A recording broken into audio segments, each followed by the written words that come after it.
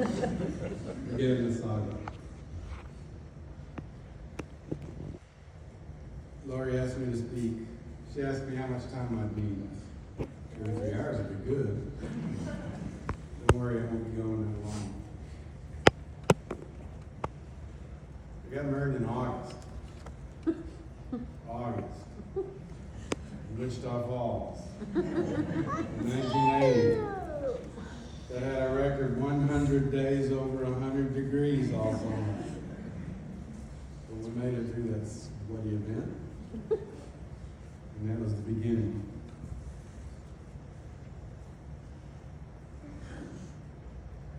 Me and Richard were aware of our different paths, and our different lives. Richard was the family man, and there to serve his family. Most of the time that meant being the mule that loaded and unloaded the van for trips. So many trips. Wore out 2 vans.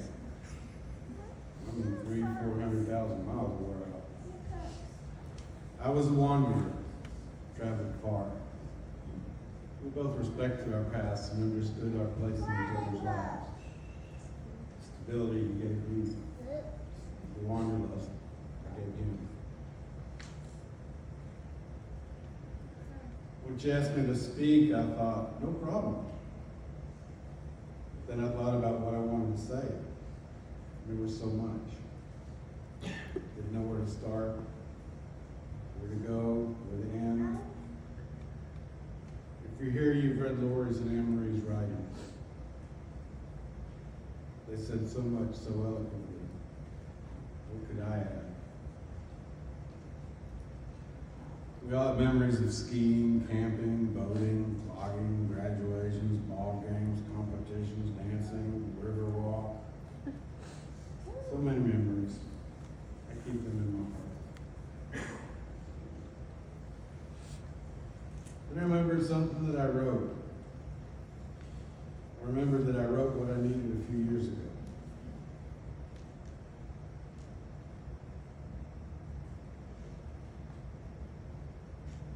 I wrote a story about honorable men. After Richard's dad, military graveside service. I realized what I'd written applied to more than Vernon and to more than one Cannon family, generation. Here's parts of the story. Left out the military parts. This was written almost 10 years ago. We buried my best friend's father today. He was a quiet man, but solid and there for his family at all times. 81 years of life. After retirement from the Air Force, he served as county's elected county clerk. He did this for 20 years until that retirement. And all that time, he served his family, traveling and being there for them as needed for all the life events that came up. As a veteran, he is buried with full military honors. I was struck by the honor they bestowed upon this honorable man, the going away of an honorable man.